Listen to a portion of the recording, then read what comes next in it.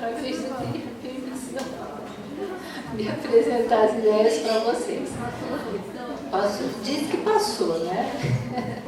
Mas eu quero que vocês entendam, assim, previamente, que isso não é algo que tem que ser seguido à risca. É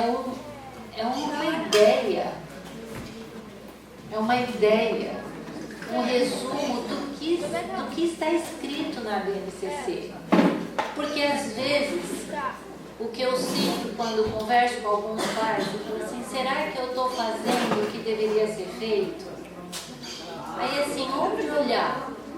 Se você olha livro didático, ele tem muito mais coisas do que tem na BNCC. Tem muito mais. Porque o autor do livro didático põe mais coisas para encher, para deixar bonito, enfim, por muitas razões. Aqui então teria um roteiro simplesinho, o mais. Eu acho que daria até para resumir mais, mas assim foi um resumo que eu consegui fazer. E aí era o caso de, eu queria saber mais ou menos se a gente está no caminho certo. Dá uma olhada ali, eu já fiz isso, já fiz aquilo, isso aqui também já foi feito. É tão mais fácil do que a gente às vezes pode imaginar. Inclusive, eu organizei um materialzinho, um livrinho didático, e eu vou mostrar para você, paradidático, aliás, e a gente vai mostrar para vocês depois, para vocês verem que uma coisa tão simples cobriu praticamente um ano da disciplina de geografia. Uma proposta super simples, super pequena, bem facilzinha, cobriu praticamente um ano inteiro de uma área, de uma disciplina. Então, é isso que eu gostaria que vocês entendessem. Deixa eu aproveitar que eles estão lá fazendo a parte técnica e falar por que a gente teve essa longa discussão. Primeiro porque a gente é mulher e vai para tudo quanto é lado, né? Quando a gente está conversando alguma coisa. Mas a preocupação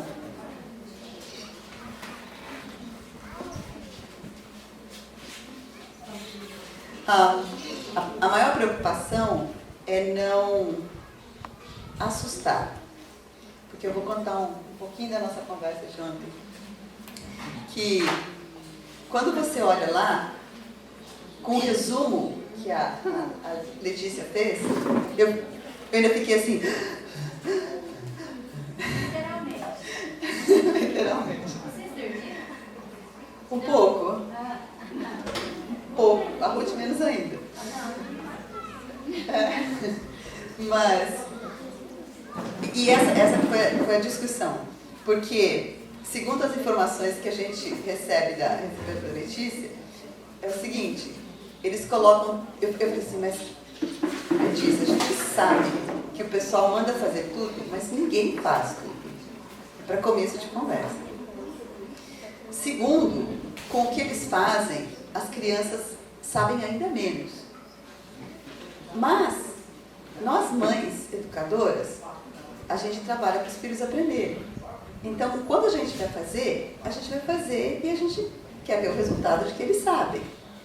Então, se nós formos dar tudo isso, né, e para eles saberem tudo isso, vai ficar pesado. Aí ela falou, mas Silvia, não só ninguém dá tudo isso, como nem os livros põem tudo isso. Né? Eles colocam algumas dessas coisas. Eu falei assim, mas então assim, é para pegar e escolher? Sim, a gente pega e escolhe. Eu falei assim, mas isso aqui eles estão falando que é o básico. Então, teoricamente era para isso? Não, teoricamente é para passar. Mas todo mundo sabe que não dá para passar. Entendeu? Então essa foi a discussão. Porque na prática a coisa não é uma realidade que acontece assim. E se é uma passada, é uma passada. Então, a minha preocupação, até por experiência pessoal, porque eu lembro de fazer o que a Ruth estava fazendo, de começar a fazer, gravar tudo, né? Record, o que a gente mais fala? Registrar tudo. E eu mesma começar a perder a espontaneidade, digamos assim, de fazendo o que meu filho estava interessado, ou aproveitar a oportunidade, porque eu estava pensando, não, hoje eu não fiz história, não, hoje eu não fiz geografia, não tem nada para registrar de matemática, entendeu? E eu acabei parando porque eu senti que eu estava assim, tirando mesmo o gosto de aprender, porque, não, já que a gente está fazendo uma unidade de índio, aí a gente começou a trabalhar, e já aproveita e trabalha tudo que eu posso naquela unidade, tal. Chegou uma hora que meu filho... E assim, a gente foi para museu, foi ver índios mesmo falando, se mostrando como é que eles faziam as coisas, e toda essa história, né? Aí chegou uma hora que o meu filho e a amiguinha dele falaram assim, ai, não aguento mais ouvir de índio, a gente pode fazer alguma outra coisa? E assim, arco e flecha, né? Tudo quanto é tipo... E ainda assim eu pensei, nossa, que interessante, eu nunca vi meu filho enfadado com alguma coisa. Mas é porque passou e a gente não sabe porque ainda tem o material. Então, essa é a única razão. Eu mesma ia, olhava, pegava os livros, dava uma olhada, o que tinha, o que não tinha, para saber o que eles estão aprendendo e falar, não, eles não estão prontos para isso. Ou, eles já passaram disso daí, só para dar uma ideia geral, né? Mas assim, como isso daí é um documento e é tão cheio, com todo o resumo que ela fez, essa era a discussão. Então, a gente só não quer que vocês se sintam pressionados com o material, sabendo que, pelo resultado que ela falou, o tipo de prova que vocês viram que ela falou que é, né, Prova Brasil, e o resultado, Prova Brasil, que é super fácil, e o resultado ser tão baixo, a gente vê que alguma coisa não está funcionando com isso daí, né? Parece que quanto mais coloca, menos se tira. Eu estava tentando esconder de vocês. Não, pode ser. Vocês decidem. Silvia, quer o livro primeiro ou o documento? Acho que o documento primeiro, né? Só para ver. Isso que a Silvia falou, eu tenho observado com meu neto. Ele agora tem 5 anos, mas como no final do ano passado, mais ou menos, ele começou a gostar de dinossauros e falava em dinossauro, queria ver livrinho de dinossauro, e só dinossauro. Aí um dia eu falei para ele, Matias, mas vamos ver outra coisa? Aí ele virou para mim e falou, vovó, entenda, eu estou na fase dos dinossauros. Quando passar, eu vou ver outra coisa. E ele falou isso. Eu estava comentando com a Silvia, o nível de vocabulário dele é bem interessante. Agora ele está mudando de fase. Agora ele está indo para outras fases. Agora ele está observando os insetos. Mas ele ainda olha para os dinossauros. Eu falei, e se mudou de fase agora? Ele falou, ainda não, mas eu estou começando a olhar outras coisas. Então tá bom. Então, mas é isso que a Silvia falou, né? Encheu os índios lá, né? Cansou. A gente é assim também, não é? A gente é assim. A gente tá fazendo negócio, tá empolgado lá, de repente, não quero mais nem ver, deixa pra lá. Depois volta à vontade e a gente começa. Bom, então aqui tá o resumo. O resumo. A Silvia falou, a gente pode resumir esse negócio um pouco mais. Acho que pode, mas enfim. Eu só queria que vocês entendessem algumas coisas, por exemplo, em língua portuguesa. Quando se fala em Prova Brasil, os textos de português que aparecerão na Prova Brasil serão nessas áreas, são 4 que estão ali. Eles chamam isso, desculpa, eu vou usar os termos técnicos, mas só para vocês entenderem melhor o que eu estou falando. Como aparece no documento. Esses 4 itens são chamados de campos. Campos onde a língua portuguesa é usada. Então a gente tem o primeiro campo ali, textos do cotidiano, campo do cotidiano. Como a gente usa a linguagem, a língua portuguesa no cotidiano. Escrita, lida, falada, produzida. Porque tem essas 4 formas de trabalho com a língua, né? Aí eu já entro nisso. Então aqui a gente tem textos literários, onde aparece a língua portuguesa. Textos de estudo e pesquisa. e depois referentes à vida pública. Então, quando você pega uma prova Brasil, os textos de língua portuguesa serão dentro dessas áreas. Ou vão ser da vida pública, notícia, reportagem, textos de pesquisa, de alguma divulgação que foi feita em algum jornal, alguma revista. Eles tiram um recorte e colocam na prova, colocam a fonte e daí as perguntas referentes a isso. Quando uma criança não tem acesso a esse tipo de texto e ela lê, às vezes ela não consegue entender.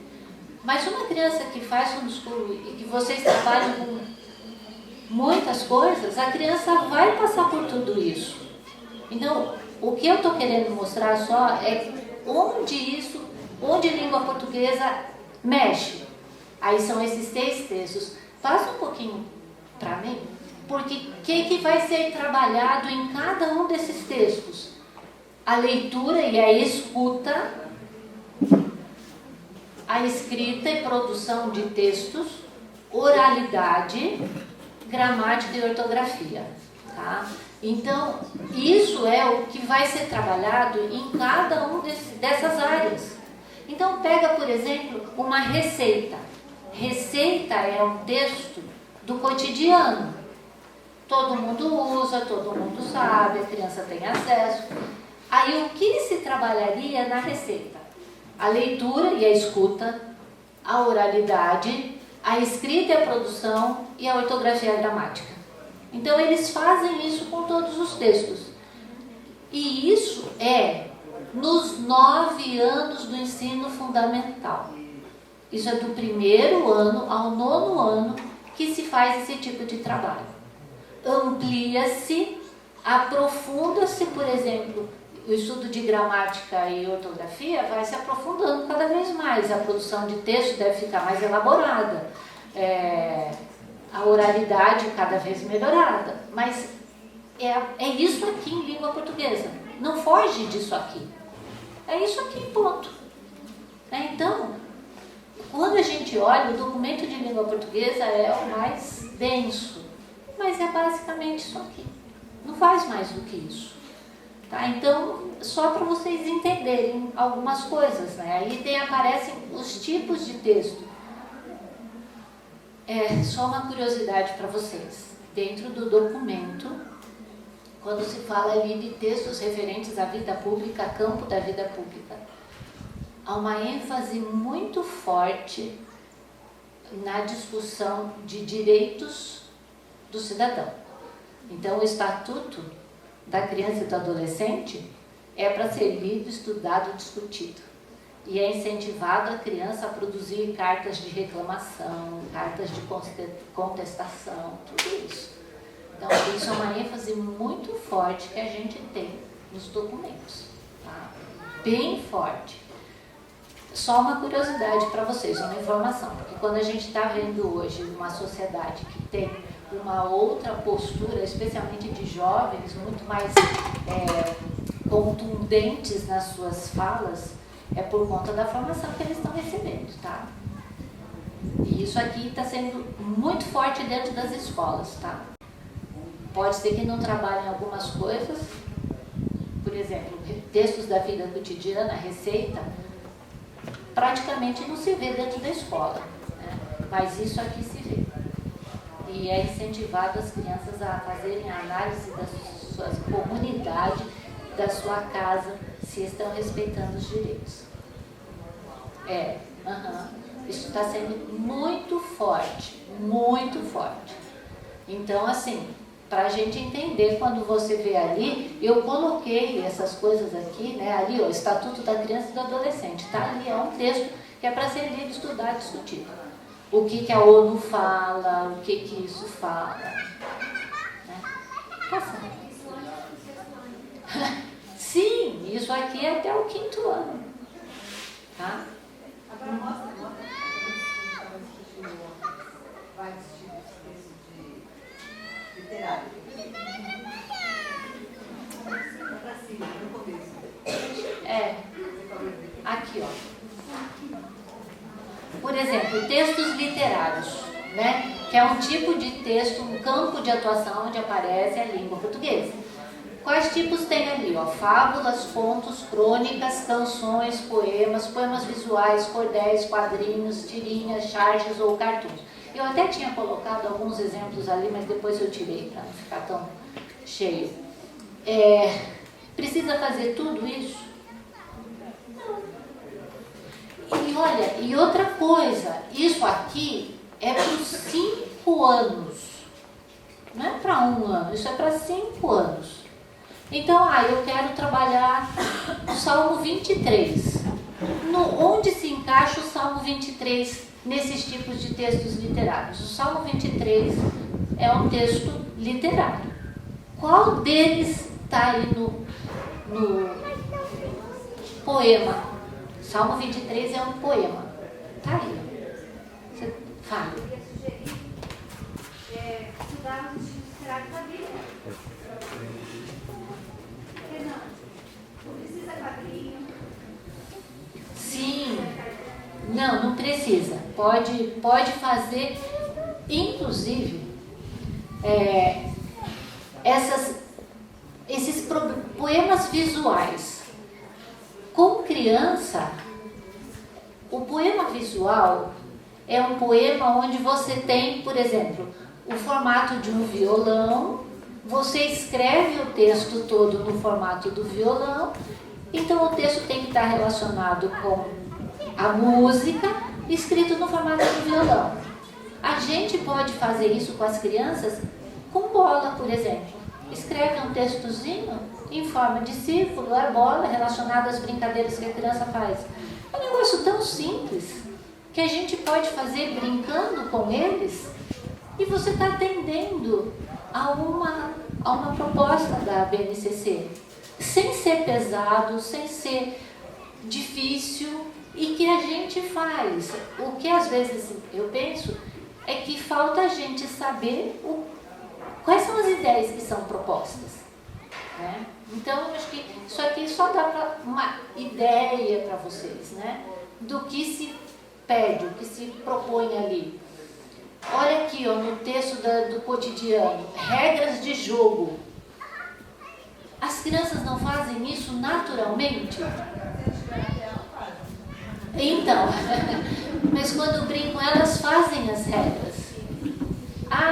O que a gente poderia fazer para que isso fosse um produto, um texto produzido? A gente inventou uma brincadeira, mas o meu amiguinho não está aqui hoje.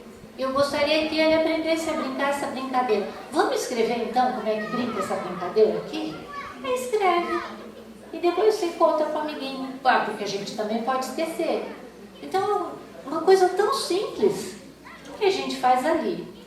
Outra coisa que a BNCC traz e que não existia na legislação de língua portuguesa antes disso é a questão da oralidade. Por quê? Porque eles descobriram que a criança, se não tem o exercício da oralidade, ela não consegue compreender a pontuação e a entonação das palavras quando a gente fala um texto, quando a gente lê um texto.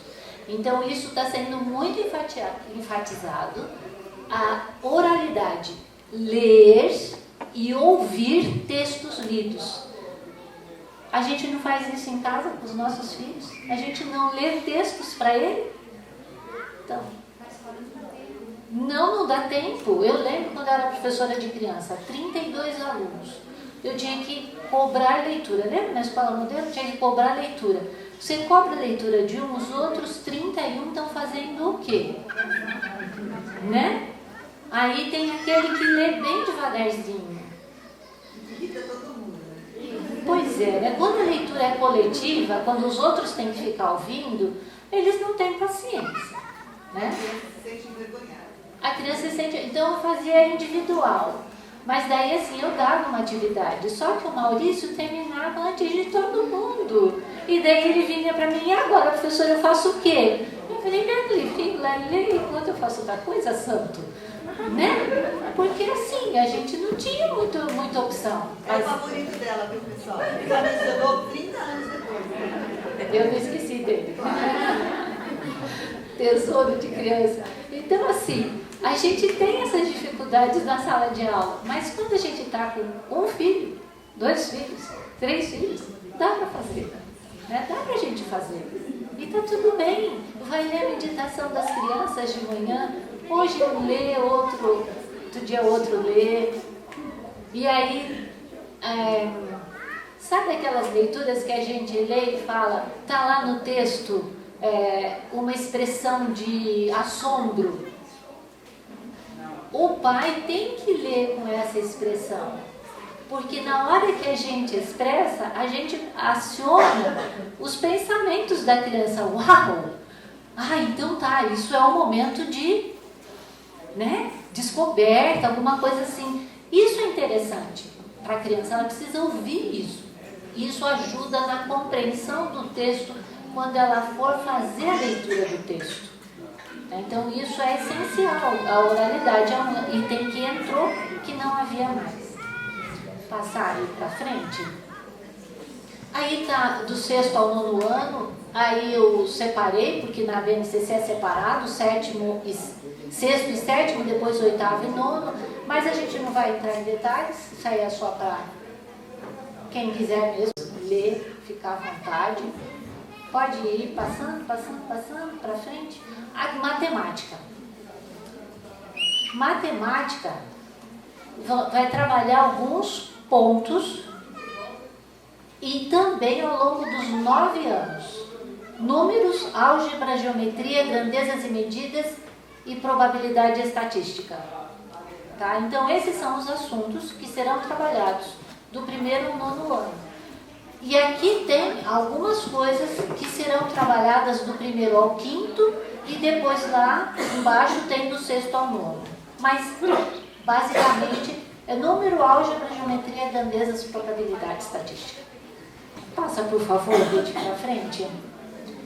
Pode ir. Aí é o assunto no 6º ao 9º de geografia. A geografia tem algumas diferenças. História tem mais. Do 1º ao 5º, do 6º ao 9º. Mas basicamente é isso, o sujeito e seu lugar no mundo. Aí tem aqui o modo de vida das crianças em diferentes lugares, brincadeiras e jogos em diferentes lugares. Lembra que, acho que foi a Silvia, não sei se foi a Silvia e a Ruth que falaram ontem da lição da escola da carta missionária? Você cobre com a carta missionária muita coisa de geografia. E se a gente pega as histórias da carta missionária e vai para o mapa mundi, localizar de onde estão vindo que lugar que é esse aqui no mapa, né? Onde é que está, como é que é a vida lá, como é que é o fuso horário, é o mesmo daqui, está de dia agora lá, está na mesma hora, não, então tem tanta coisa para a gente ver das histórias que a gente está vendo, por curiosidade, né? As crianças gostam de conhecer. Aliás, falando em geografia, eu não sei quantos de vocês têm mapa mundi em casa, atlas. Dê um atlas na mão de uma criança e veja quanto tempo ela fica mexendo com atlas. Semanas. As crianças amam mapas. Né? Elas... Tem aquela hora que você compra e deixa lá. E eles ficam olhando mapas por horas. E olham. Mesmo sem saber ler, eles gostam de olhar mapas. É um negócio muito interessante. A gente pode aproveitar essa... Você quer falar? Lá em casa, o lugar que eu mais passava tempo com as crianças era na cozinha. Então eu coloquei o mapa mundi, o mapa do Brasil e as letrinhas. Eles amavam, eles aprenderam tudo só de ver, perguntar enquanto eu estou cozinhando, estou fazendo as coisas, eles olhando. E aí ficou bastante tempo e um dia rasgou o mapa e eu tirei o mapa mundi. Mas eles ficaram no meu pé todo dia. Mãe, coloca o mapa mundi, eu preciso saber onde é o país está. E aí voltei o mapa mundi. Então é um lugar onde a criança passa mais tempo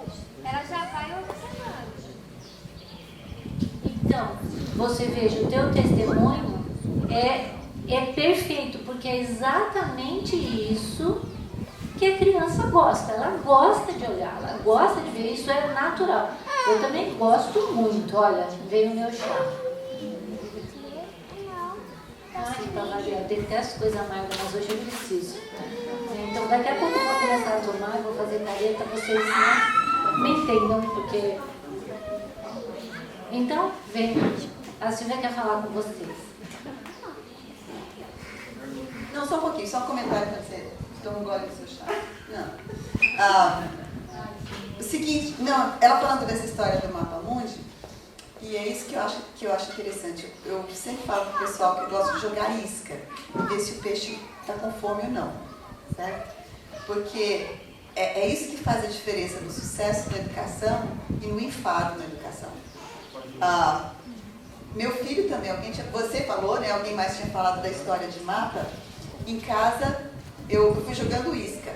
Eu achei um mapa que era assim, bem para criança mesmo. Tinha cada continente um mapa era desse tamanho, sabe? E cada continente, tinha em português, eu vi depois. Eu colocava, e aí eles tinham assim, desenho de poço de petróleo em alguns lugares. Desenho de... Você tem? Então, desenho de trigo em alguns lugares. Então, legenda, exatamente. Então eles tinham uma legenda de uma forma que as crianças conseguiam entender muito bem. Meu filho ia naquilo lá e ele falava assim, que lugar é esse? Aí eu falava assim para ele, falava assim, e o que tem aí? Como é que as pessoas ganham dinheiro aí? O que eles produzem? O que eles fazem? E ele foi vendo. E ele ficava, eu não sei, é aquela história, né? Dias e dias e dias. Você dá na hora que ele não está na fase dos dinossauros ou na fase dos mapas, ele dá uma olhadinha e joga fora. Porque jogaria em cima, né? Como meu pai dizia que o que os gatos fazem. Porque não está interessado.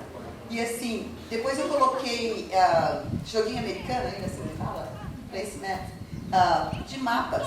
Aí só que era mapa dos Estados Unidos e tinha atrás, eu acho que eram os presidentes, a foto de cada presidente e o nome. Ai, que festa! Toda hora de almoço era. E eu quero do presidente, eu quero dos mapas, eu quero do presidente, eu também. Aí pronto, não é problema, né? Mas o que acontecia? É um aprendizado natural, porque agora eles estão interessados. Mas depois, então, de novo, né, eu buscava assim, o que se ensina, né? E aí eu ia trazendo alguma coisa para casa, trazendo outra coisa para casa. Quando chegava em algum momento, a gente a vida relacionada àquelas riquezas que são produzidas ali. Então eu faço essas análises todas a partir de olhar o mapa, o que não é tão complexo assim. Isso depois se amplia no ensino fundamental, anos finais, mas aqui tem assim várias coisas. Outro aspecto que é trabalhado nesse mesmo exercício de mapa é essas formas de representação e pensamento espacial, né? Eu trabalhei muito tempo com ensino de geografia. E uma das coisas assim que a gente trabalhava, e eu dizia para os meus alunos na faculdade, é que a gente precisa trabalhar com as crianças a questão do mapa. Porque quando a gente vai fazer isso com os adultos é muito mais difícil, é muito mais sofrido. Eu não sei quantos de vocês já viram pessoa que pega um mapa para se localizar. Agora tem Waze, né? Mas, ou Google Maps, sei lá. Mas antes pegava o mapa, aliás, mesmo com Google Maps, tá? Tem gente que pega o celular e faz assim. Eu não sei como que eu saio daqui. Mesmo com as indicações. Vocês já viram isso? Nunca viram? Agora vocês estão vendo, tá? A Silvia pega o mapa e não sabe para onde vai. Quando o carrinho começa a andar, aí tudo bem, né? Mas você não... Se é para sair de um lugar, você não sabe se tem que ser à direita ou à esquerda, não é? A gente veio para cá, uma vez ela veio comigo, né? Nós estávamos indo para o sítio. Aí ela falou, eu preciso ir na casa dela. Da Vânia. Aí eu falei, eu não conhecia, não sabia onde a Vânia morava. Aí ela falava, não, é em tal lugar. É antes da casa da Ruth. Aí a gente veio vindo, eu falei, bom, é antes da... A casa da Ruth eu sabia onde era. E a gente estava vindo de lá, eu falei assim, Silvia, é aqui? Não, não é aqui. É aqui? Não, mas a gente já está chegando na casa da Ruth. Era bem pertinho da casa da Ruth? Não, não era tão pertinho assim, mas dava para ir a pé, mas não era tão pertinho. Eu falei, Silvia, já não tem mais casa aqui antes da Ruth. E onde que é? Aí acho que a gente passou.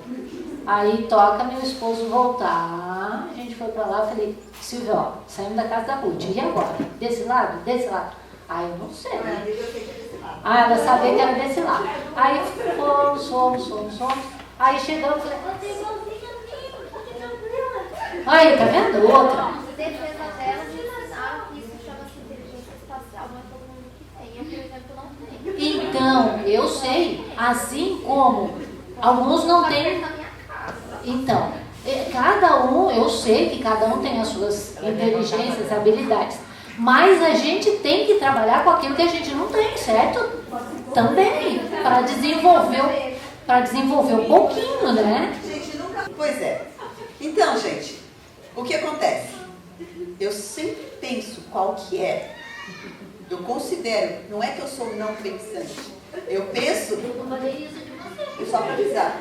Eu considero. Eu penso, é para direita ou para esquerda? É para direita.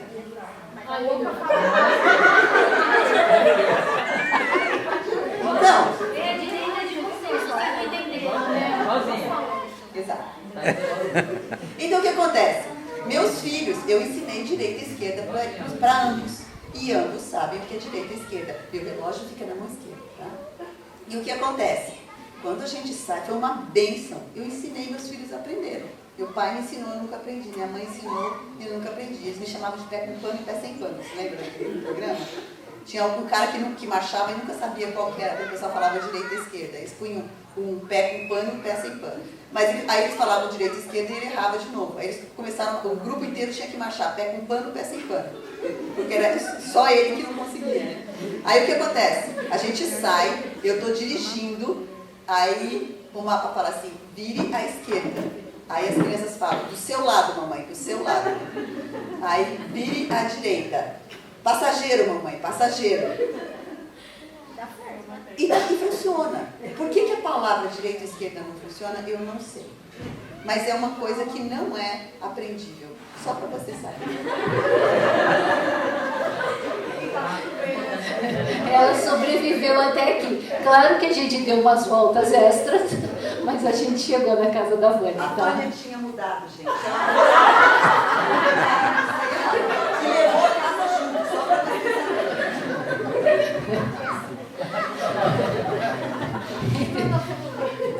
Então, essa é a vida, né? Deus me presenteou com ela de amiga. E é a segunda que eu tenho amiga assim, porque a Cristina era outra perdida. Então, mas o que eu queria dizer com isso é que a gente precisa trabalhar com as crianças com esse assunto, que é um negócio tão básico. E com leitura de mapas. A gente precisa ler mapas. A gente precisa aprender a olhar para mapas e ver como é que eles se orientam. Quer conversar a respeito disso também? Quero.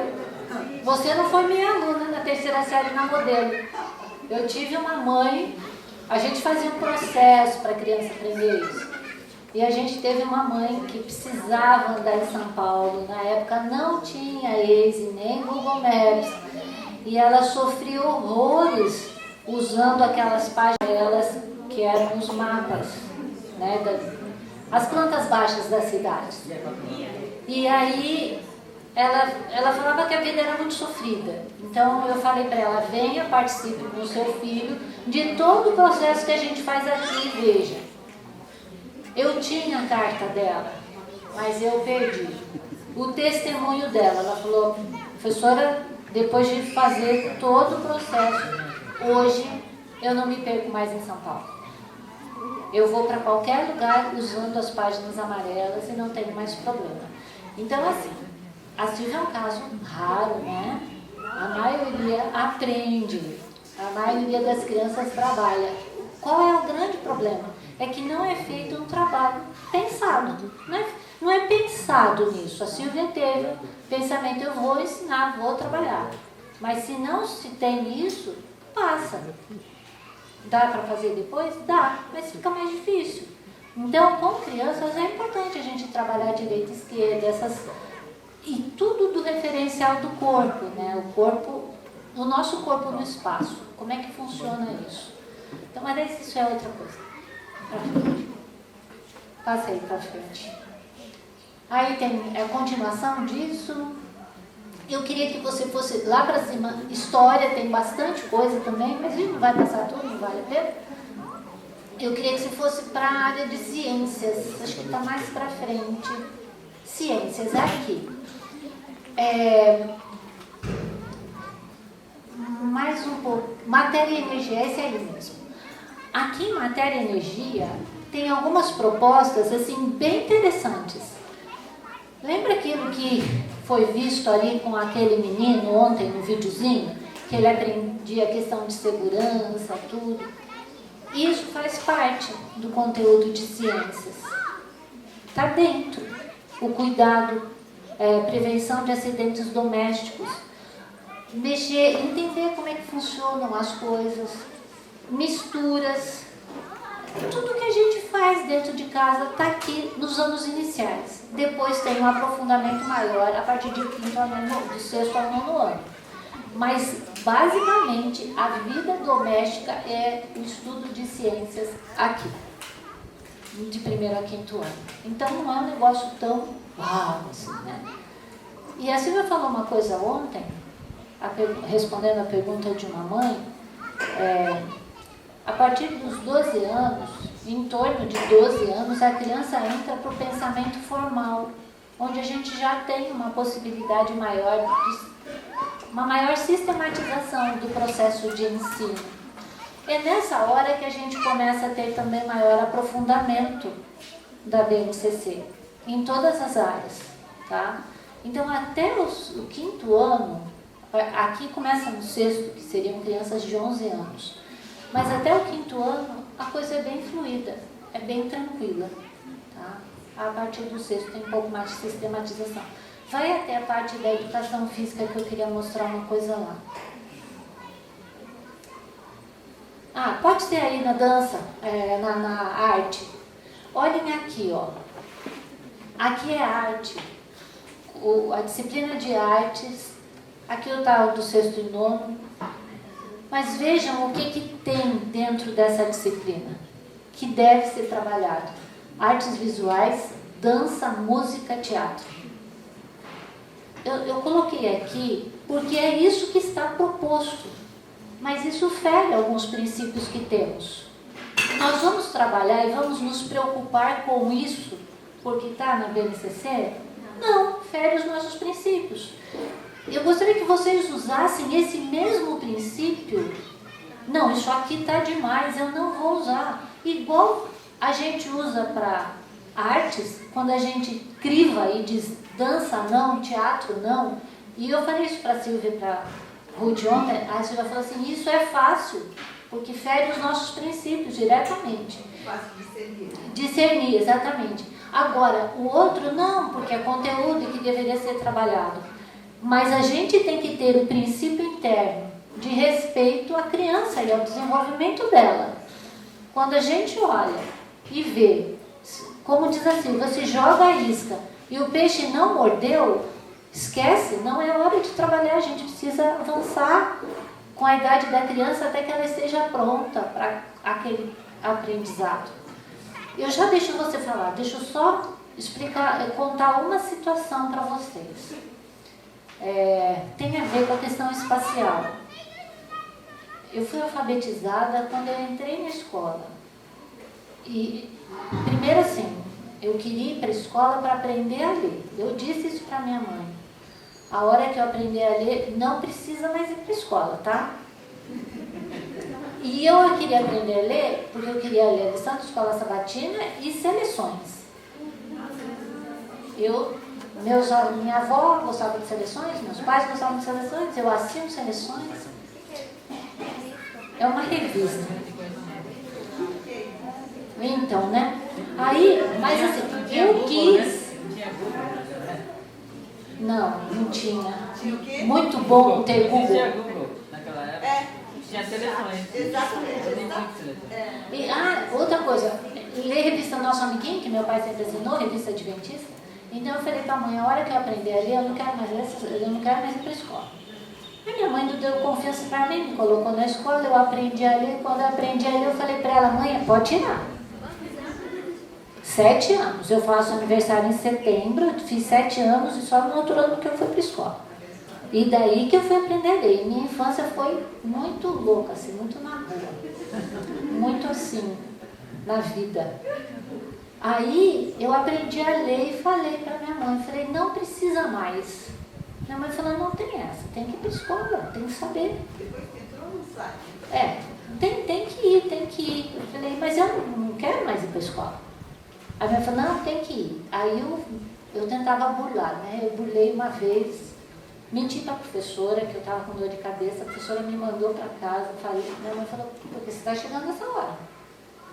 Porque eu estou com dor de cabeça. Minha mãe falou, então você toma um AS e vai deitar. A hora que eu vi que ela já tinha saído, eu abri a janela do quarto, pulei e fui para a rua. Claro que minha mãe me ouviu gritando na rua, fazendo barulho. Minha mãe foi lá e falou, o que você está fazendo aqui? Já passou dor de cabeça? Mentira! Não tinha passado coisa nenhuma, nem estava com dor de cabeça. Aí minha mãe me pegou e falou, você mentiu para mim, né? Eu falei, não, mas é que eu não estava com dor de cabeça mesmo. Ela falou, você não estava. Pega as suas coisas e vai para a escola. E você vai ter que dizer para a professora que você mentiu para ela e você vai ficar lá até o final do período. Ai, que coisa mais triste foi aquilo. Foi muito difícil. Mas daí eu aprendi que eu tinha que ficar na escola, né? E aí tinha uma coisa. A professora foi ensinando as dificuldades ortográficas. E ela disse assim, antes de P e B, só se escreve M. Ok. Estou por aqui. E eu escrevia a palavra e escrevia errado. E aí ela vinha do meu lado e dizia assim, porque eu sou Neuza Letícia. Neuzinha, eu já falei que M se escreve antes de P e B. Aqui é da letra, não é M. Ai, eu ficava tão triste com aquilo. Um dia eu cheguei em casa chorando. Aí eu falei pro meu irmão, eu tô errando, só que eu não sei o que é isso. Aí a professora brigando comigo todo dia. Ele falou, peraí, eu vou te ensinar. Pegou uma lista de palavras com M antes de P e B e com M. Decora. Decora, você não vai mais errar. Decorei, nunca mais errei. Beleza? Fui pra frente na vida. Nunca mais pensei nisso. Fazia magistério no Instituto de Educação em Paraná. Primeira aula, vocês vão ter que fazer estágio.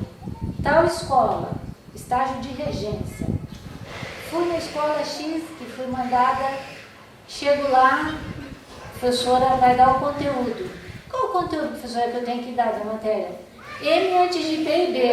Ah, e eu passei correndo. Falei, que história é essa? Isso é perseguição, não é? Se eu não fosse adventista, eu diria que é karma, né? Mas a gente não crê dessa forma. Mas eu tive que dar essa aula. Daí eu entendi. Olha só que interessante. Talvez eu tivesse entendido antes, mas eu não estava pronta para entender o conceito de antes e depois. De antes e depois. Esse o meu problema conceitual. Eu não sabia o que era antes e o que era depois. O conceito não estava formado. Então não adiantava falar, porque o conceito não estava na mente. E você sabia o que era antes e depois? É na palavra que você tinha. É que nem direita e esquerda.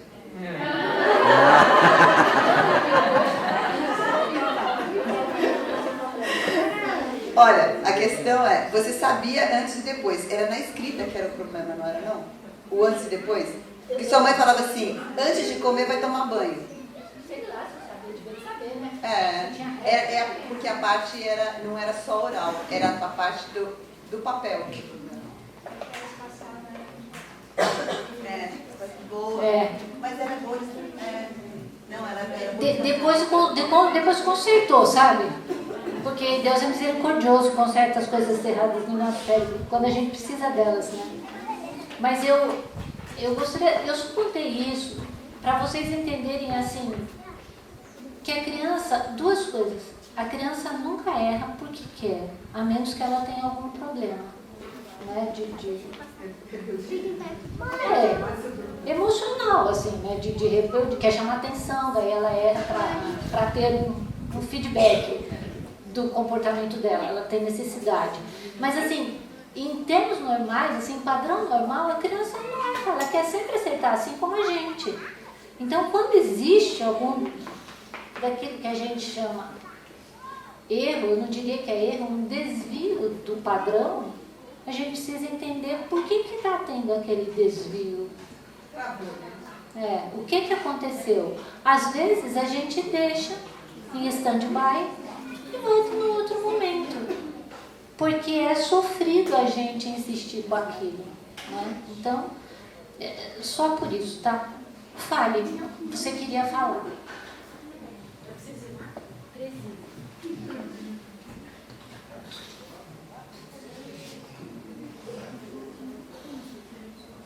É mais uma dica para a mãe de adolescentes, né, dos adolescentes. Na linha do que você ia comentando, professora, de respeitar os princípios. Só que vocês vão ver que conforme eles vão crescendo, eles vão ficando mais autodidatas. Então é importante que eles entendam esses princípios para eles também respeitarem. Porque muitas vezes a gente zela quando está pequeno e a hora que eles vão fazer as próprias pesquisas, uma mãe ontem perguntou, você acha que vale a pena fazer para o ensino médio, o enseja e fazer depois? Às vezes esse fazer antes vai fazer com que as crianças fiquem preocupadas com estudar coisas que não precisaram estudar, focar em coisas que não precisam. Então a gente precisa respeitar o princípio e ensinar esse princípio para que eles também façam isso quando eles estiverem fazendo as suas próprias escolhas de estudo. Na verdade, acho que esse ensino dos princípios tem que ser para a vida como um todo, né? Porque determinam as nossas escolhas. A moça ali de verde queria falar também, dando o seu nome dela. Venha, Dani, falar o que você... tem que vir. Porque aqui todo mundo é chique. Todo mundo tem que vir à frente. Você explicando isso do P&P, a minha avó me ensinou assim, que é o papai e o bebê, então a mamãe fica junto no meio. E eu nunca mais esqueci. Olha só, quem sabe se meu irmão tivesse tido essa ideia, né, eu teria aprendido, mas não teve, né? Eu decorei mesmo, eu fui feliz, porque, né, fui bem, não errei mais, não tive bronca do professor, tá ótimo. Deu pano para manga o seu PIB, né?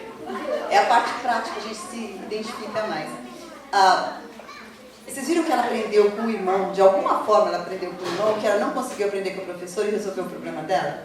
A senhora White fala o seguinte, que numa sala de aula que antigamente era multisseriada, né, eram alunos de várias idades e em vários níveis na mesma sala, ela dizia assim, aprender melhor com outras crianças do que com o professor. Ele vai falar na linguagem e ele pensa mais semelhante àquele, ele já aprendeu. Aí ele arruma métodos, talvez tenha sido o método do irmão dela. A gente pode procurar também, assim, o problema é a gente falar a mesma coisa para a criança cada vez que ela tem o mesmo problema. Se a gente, por que o antes de P e B é M, pessoal? Hã? Alguém colocou essa regra. Por quê? Alguém colocou essa regra. Maravilha, alguém colocou essa regra. Vamos tirar a regra, né? É a questão fonética. Exato, é a questão fonética. Exatamente. Isso, por quê? Porque o B, o que ele faz? Ele tem um termo específico para quem é fonoaudiólogo aí, entendeu? Ele dá uma estourada. B. Você junta os lábios bem e depois você pum, tá? B e B. Como é que você vai falar? Canção. Não é canção, vai. Você não, pomba, né? Pomba. É. Pomba. Você não dá para pôr o M. O M, isso. O M vai com nação. Então você não vai falar pomba. Então o B fecha. Pomba. já deixou já preparou para fazer isso. Então existe uma razão lógica. Talvez se a gente ensinasse para as crianças, ela perceberia, ia ficar brincando de e ficou, entendeu? Mas do contrário, a gente chega aos 50 anos como Davi achando que é uma regra aleatória, né? Quando tem uma razão de ser. Então, Esse negócio. isso é pra gente. Vamos ver se eu consigo descobrir por que é e vamos ver se eu consigo ensinar. Não é tudo que a gente vai fazer assim, mas a listinha do irmão dela funcionou, depois eu aprendi. Na verdade, eu nem lembrava que tinha essa Outra regra. coisa, assim, que eu acho que é legal, só porque a gente voltou para a língua portuguesa por causa do exemplo, é vocabulário. A Silvia mencionou ontem de vocabulário. Eu não sei quantos de vocês têm esse hábito, mas trabalhem com vocabulário com as crianças. O vocabulário do brasileiro tem ficado cada dia mais pobre. E eu fico tão triste com isso. Pois é, né? Mas a gente tem que trabalhar, né? Bastante. Porque por aí, assim, eu vou confessar aqui, um pecadinho. A Silvia também, ela também é a turma, tá? Já não confessou. A gente ouvia música popular brasileira. É que a gente não sabia. MPB. Né?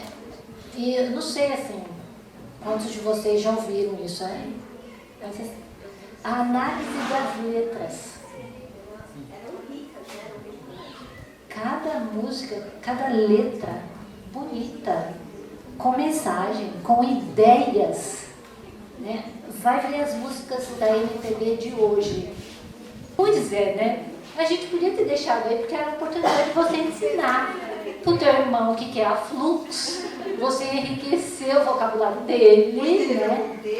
E isso ia ser tão legal, as crianças, que a gente tira, tá facilitando cada vez mais. Eu sei que a língua é dinâmica, e se a gente pegasse um poema de Camões, a gente não entende metade, né? Mas a gente pode, né, buscar melhorar aquilo que está ao nosso redor.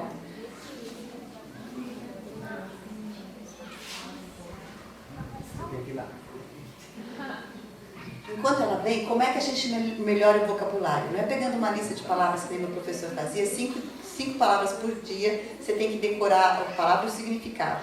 Não, assim não funciona. Escrever uma frase para ficar no contexto.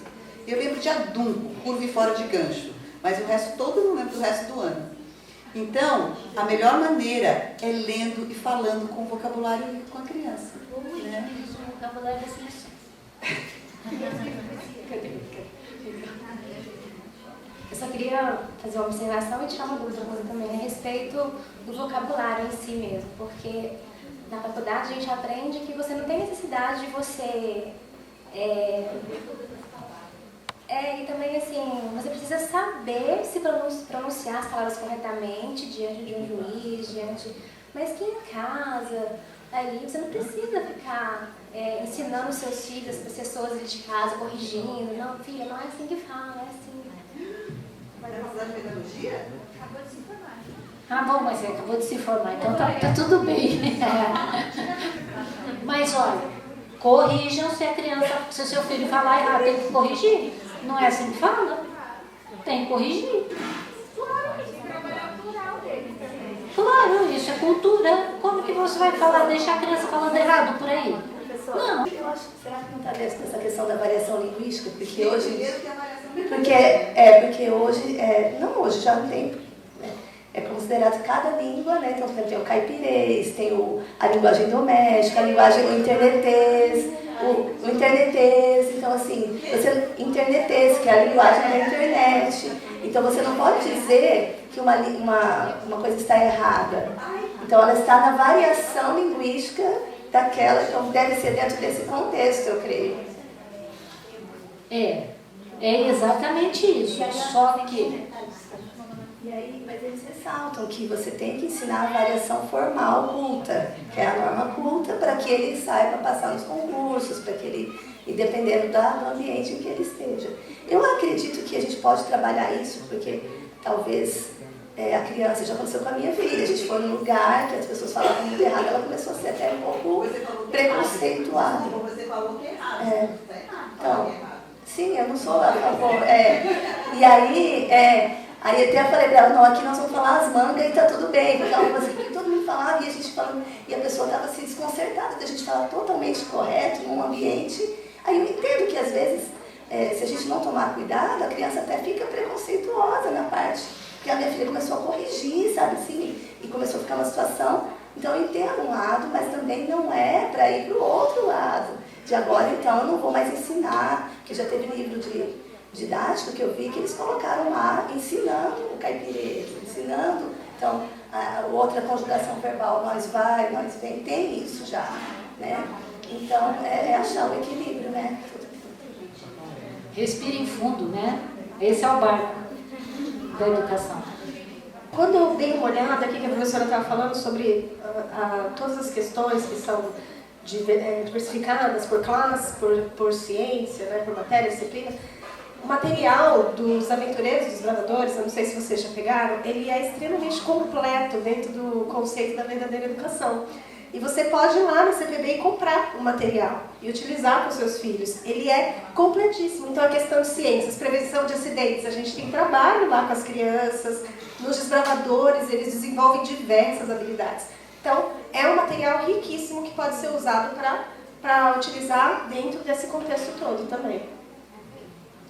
Bom, tá aí, ó, eu não conheço, mas... Eu aprendi muita coisa com os bravadores. Olha que ótimo. Eu só queria dizer uma coisa. O fundador do Clube dos Bravadores, sabe quem é? É o... Agora esqueci.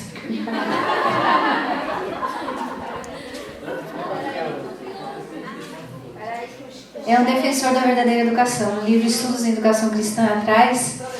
Não. Não, é outro. Cadê o Marlon? Estudos em Educação Cristã, no final tem uma apêndice, que foi uma carta que ele escreveu para o diretor de educação da Associação Geral na época. Não. Nossa, gente, é um nome tão... tá aqui. Mas eu vou lembrar daqui a pouco. Então, ele trabalhou em cima dos... Ele trabalhou em cima dos princípios da verdadeira educação. Então, nos Estados Unidos, muitas pessoas usam as especialidades... Não. Spalding. Obrigada. Eu estou falando do original, na época de Ellen White. Esse aí foi bem depois, né? O Spalding que introduziu a ideia do desbravador, que não era o desbravador de hoje em dia, né? Então, ele trabalha em cima disso. E se você for olhar, as especialidades originais eram na área de natureza, Bíblia e trabalho útil.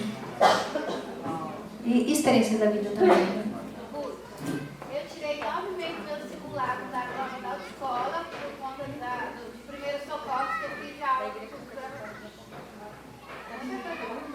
Nos Estados Unidos, as mães, uma vez a gente participou de um treinamento de aventureiros e tinha um monte de mães homeschoolers lá. Justamente para saber como trabalhar e conta como elas colocam nesse, né, no seu relatório, você coloca lá as especialidades de acordo com a matéria, né, com a área. A parte de estrelas, galáxias, constelações, tudo faz parte da área de ciências aqui e está dentro dos desbravadores. Bom, mas só voltando para fechar, por favor, corrijam os seus filhos, mesmo que estejam dentro de um contexto em que fale uma linguagem própria do lugar, né? A gente está montando um dicionário angatudês, onde a gente mora, né? E a gente está tendo que aprender alguns novos vocábulos. Por exemplo, rebento. Sabem o que é rebento? Não, é raio. Relâmpagos. Rebentou. Então a gente está aprendendo assim, algumas novas expressões da nossa região. Não sei se aqui é rebento também, mas ali é rebento, tá? Então tem várias, eu não vou lembrar das outras agora. Eucalipto é calipe, e por aí é fora. Mas não, de jeito nenhum. Aqui chovendo é chuvendinho. Ah, lá também. Tudo é no gerúndio, tá? E diminutivo. Gerúndio diminutivo.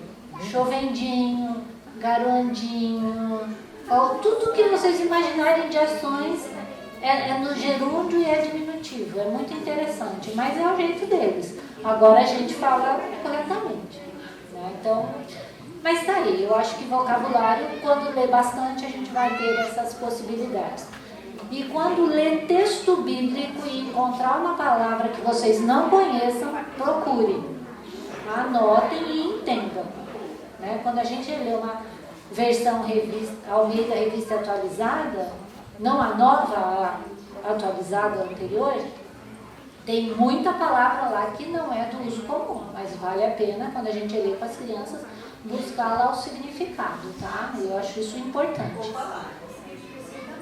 Foi? Espírito de profecia. Agora a gente tem a nova coleção do Espírito de Profecia que mudou muitos desses vocábulos, né, diferentes. Mudaram, às vezes, frases assim, pequenas, mas mudaram. Então, se vocês tiverem a oportunidade de ter a coleção, que é aquela meio avermelhada, meio bordô, aquela ainda está com a linguagem e paginação correspondente à publicação americana. A nova não. Paginação totalmente aleatória, bem difícil, inclusive, de a gente checar o original. Muito difícil. Estou tendo bastante dificuldade na lição da Escola Sabatina desse trimestre. Já falamos com a CPB sobre isso. Falei, vocês precisam colocar o capítulo de onde foi tirada a citação para nos ajudar, porque se vocês colocam a página não bate mais. Os termos mudaram, então se eu coloco o termo, eu não consigo encontrar. Tá bem difícil. E a gente encontrou uma citação na lição no auxiliar de Espírito de Profecia desse trimestre, que a gente não achou em livro nenhum do Espírito de Profecia, um parágrafo inteiro. Tá? E eu fui na CPB, não aqui, eu fui na CPB em Hortolândia, falei, eu quero o livro de onde vocês tiraram, né, da nova coleção, abre aí e vamos procurar. Não achou também? Não. Então, assim, confiram, olhem, estudem. De verdade, a gente precisa isso. A gente precisa entender o que a gente está fazendo. Pode colocar o livrinho? Porque já está na hora de terminar, né? Tá. Então, o livrinho que eu falei para vocês que eu organizei, é esse aí. Ele está em PowerPoint, porque eu só fui colocando as ideias, escrevendo, e a ideia... Vai passando. Não, foi em Word, perdão, falei errado. Mas aí eu trabalho com as crianças lugares de viver. O jeito de viver, eu mencionei algumas brincadeiras, algumas coisas. É um texto voltado para a criança, né? É um livro para didático. Mas ele é bem pequenininho. Vai passando aí, não é muita coisa. Aí eu menciono a Casa dos Animais. Vai indo, vai. Aí casas de hoje, antigas, modernas, aí eu comento alguns conceitos. Casa geminada, que é o caso que está aí. Aí eu trabalho com uma ideia de uma ilha, Ilha de Santa Cruz de Islote. Ela é na Colômbia, é o lugar de maior densidade populacional do mundo, essa ilha. Aqui é a imagem aérea dessa ilha. É isso mesmo que você está fazendo. É um absurdo quando a gente começa a estudar. Isso foi resultado de um lixão que eles estavam jogando no mar, fez uma ilha aí e tinha corais, e daí eles resolveram morar aí. E aí eles moram e a população cresce e fica aí. É um negócio muito estranho. Mas aí eu comento, Colômbia. Eles não têm água potável vem do continente. Eles têm vários problemas. Mas assim, aí eu menciono o jeito de viver. E muito interessante, porque a maioria não quer sair daí, tá? Eles vão, estudam e voltam para morar na ilha, porque é aí que eles gostam. Assim, é muito estranha a história. Mas aí eu menciono, porque é muito curioso, né? Então eu mencionei isso. Pode passar, por favor? Aí outra ideia é o deserto da Mongólia, é o quinto maior deserto do mundo. Como as pessoas vivem lá? Lá vivem, né, os nômades da Mongólia. Então, como que são as casas por dentro e por fora, como vivem, e, enfim. Aí, imagens por fora, por dentro da casa, pode passar? Aí um exemplo das casas, né, ribeirinhas do nosso país, as palafitas. Aí eu mexo com transporte, só uma passadinha. A questão, por que o Amazonas é assim, então em relação à posição dele no mapa, né? Proximidade com a linha do Equador, pode passar, aí faço alguns comentários sobre isso. Outros tipos de casa que existem, moradias, né? Das cidades, pode ir indo. Aí como Deus planejou que deveria ser um lugar de vivência nossa, um jardim. E aí uma foto do jardim lá da Holanda. E aí, dá uma paradinha aqui. Eu proponho, nesse livrinho, algumas perguntas para ajudar a criança a entender melhor o lugar onde ela vive. Então, qual o nome das... Assim, veja o que eu coloquei ali. Se você puder, pode colar fotos. Se você quiser, você pode fazer. Se não, só a leitura do livro. A ideia é um livrinho com algumas informações. Se o pai, porque isso aqui é para o pai, tá? Para ajudar. Se quiser, vai para frente e faz essas análises aqui que eu estou propondo. A partir do texto colocado, tem algumas perguntas que podem ser pensadas. Pode ir para frente. E aí, o que eu fiz? Passa um pouquinho mais, por favor, Ruth. Agora, para aí. Vocês estão vendo essas siglas ali, ó? EF01, GE01. EF significa ensino fundamental, 01 é primeiro ano. Só esse trabalhinho simplesinho com essas perguntas trabalha com 1, 2, 3, 4, 5 e eu acho que mais 2 que estão embaixo. Por que eu trouxe isso aqui para mostrar para vocês? Um trabalho tão simples, tão pequeno, cobriu praticamente um ano inteiro da disciplina de geografia. Só isso aqui. Está faltando 2 ou 3 habilidades aqui para serem contempladas.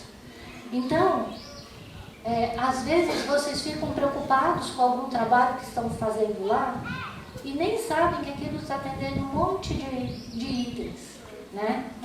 Várias habilidades, mas vocês não sabem. Então eu trouxe isso aqui para dizer para vocês estão trabalhando, fiquem tranquilos, né? Porque numa coisa tão simplesinha, muitas habilidades, praticamente um ano inteiro de uma disciplina está sendo trabalhado. Isso aqui você faz em uma sentada com a criança. Passou praticamente o conteúdo de um ano inteiro de geografia, tá? Então, só para acalmar o coração de vocês, que as coisas não são assim, quando você olha para tudo isso, morri, agora não dá mais.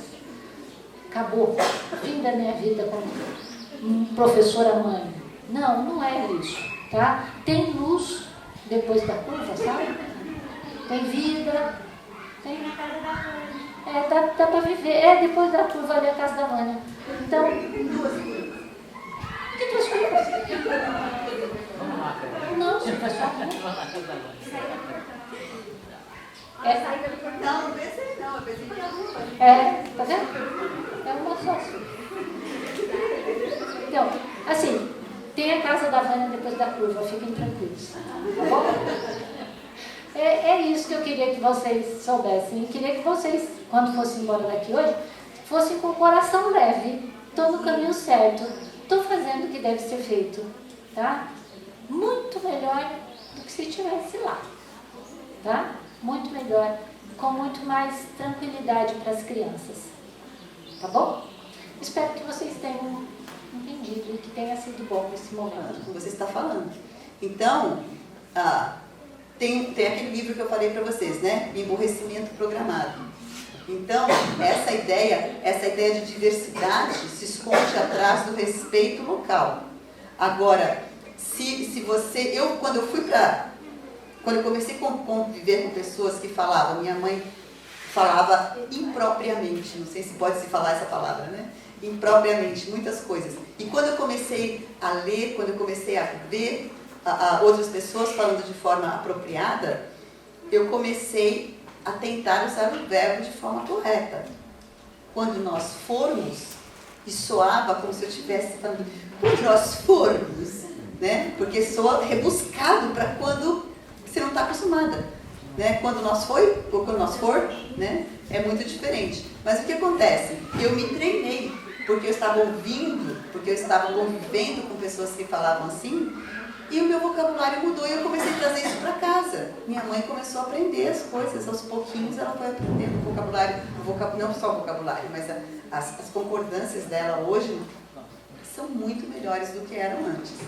Então, eu concordo plenamente com a Adriana de que a gente não vai chegar corrigindo todo mundo. Mas como diz a Letícia, eu continuo falando da forma apropriada. Eu não vou trazer o meu português no nível, eu posso usar termos que eles usam para ser compreensível, porque a gente quer a comunicação.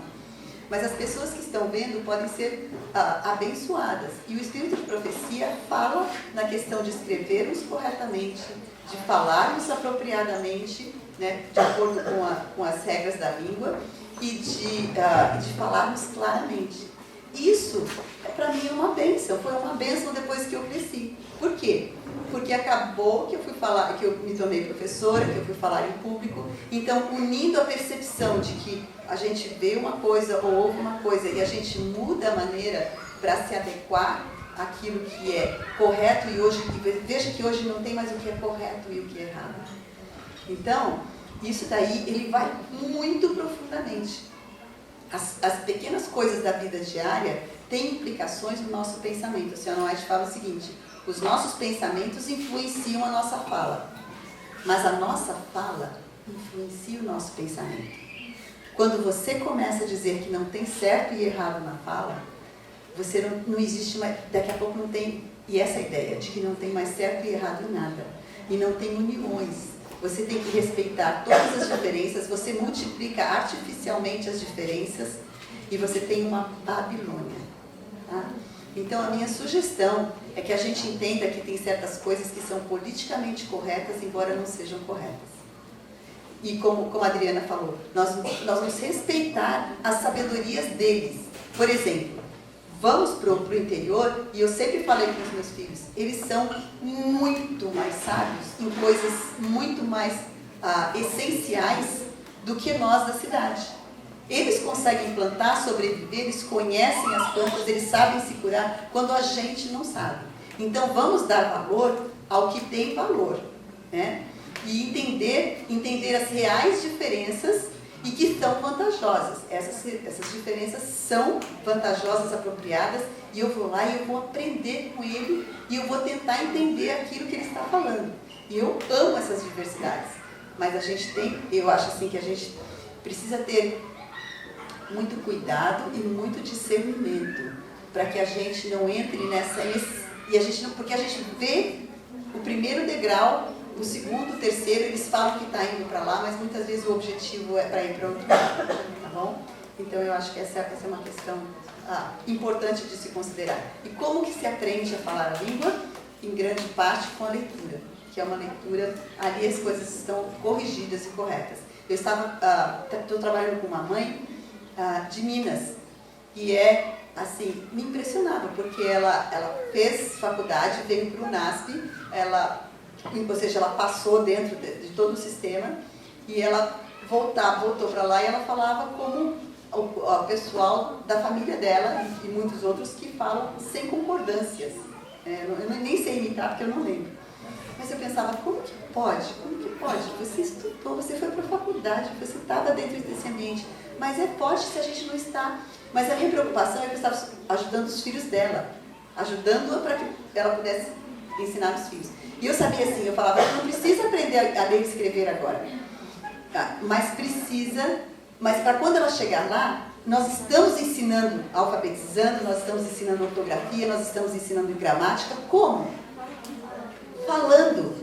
Então, assim, eu vou para os Estados Unidos, E estudar a gramática é muito complicado, a menos que seja parecida com a nossa. Né? Por quê? Porque nós aprendemos a gramática, nós nascemos com essa capacidade, com essas leis de como colocar, mas tem diferença de um lugar para outro, embora o básico seja o mesmo. Então, como a criança aprende a gramática, é reconhecendo mais tarde na fala o que ela já usa normalmente. E a mesma coisa a ortografia, você vai usar porque você fala corretamente. Aí tem algumas regrinhas de P&B, né, por exemplo, ou S, esse tipo de coisa. Mas então, vocês estão ensinando as suas crianças altos níveis de português, se elas estão lendo, se vocês estão pronunciando com ela corretamente, se vocês estão corrigindo na maneira quando elas estão usando de uma forma inapropriada a língua, respeitando os outros, mas ainda lembrando que existe uma norma. Porque hoje, o grande tema atrás de tudo isso é que cada um tem a sua verdade.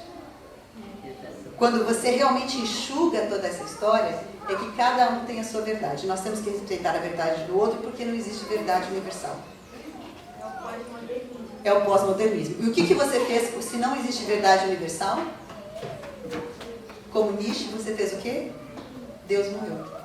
Porque ele é verdade. Né? Então, assim, é certo que a criança não está pensando em tudo isso, mas a filosofia, embora você não entenda todos os que você está falando. Então, tem aquele livro que eu falei para vocês, né? Emborrecimento programado. Então, essa ideia de diversidade se esconde atrás do respeito local. Agora, quando eu comecei a conviver com pessoas que falavam, minha mãe falava impropriamente, não sei se pode se falar essa palavra, né?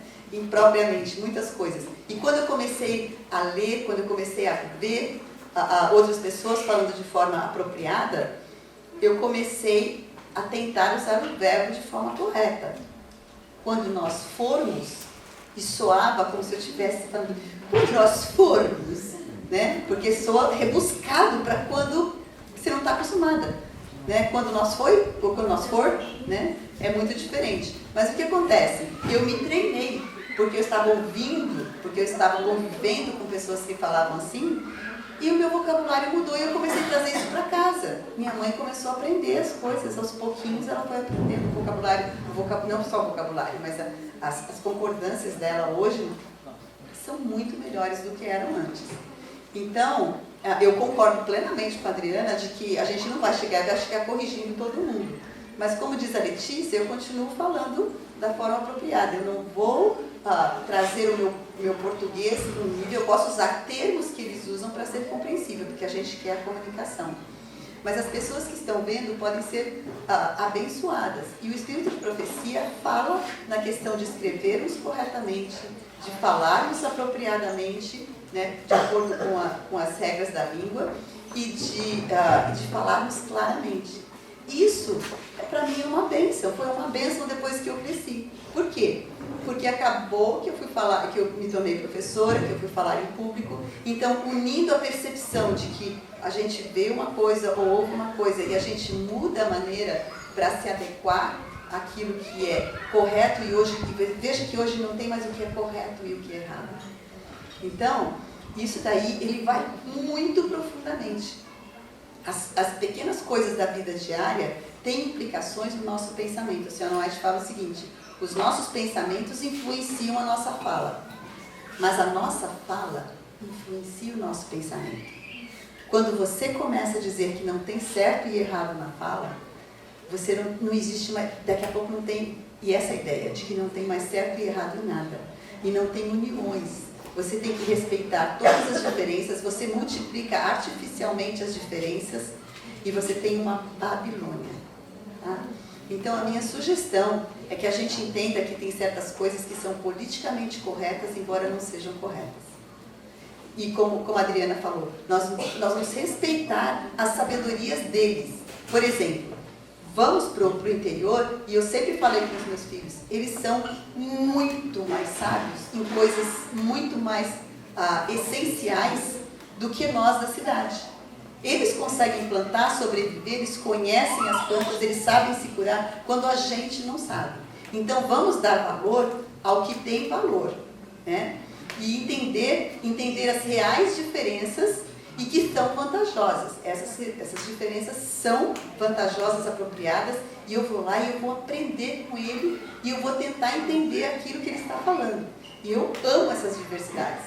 Mas eu acho assim que a gente precisa ter muito cuidado e muito discernimento para que a gente não entre porque a gente vê o primeiro degrau, o segundo, o terceiro, eles falam que está indo para lá, mas muitas vezes o objetivo é para ir para outro lado, tá bom? Então eu acho que essa é uma questão importante de se considerar. E como que se aprende a falar a língua? Em grande parte com a leitura, que é uma leitura, ali as coisas estão corrigidas e corretas.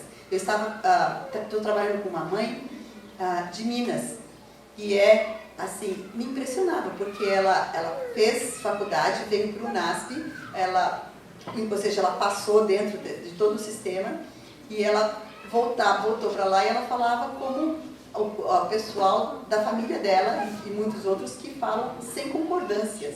Eu nem sei imitar porque eu não lembro. Mas eu pensava, como que pode? Você estudou, você foi para a faculdade, você estava dentro desse ambiente. Mas pode se a gente não está.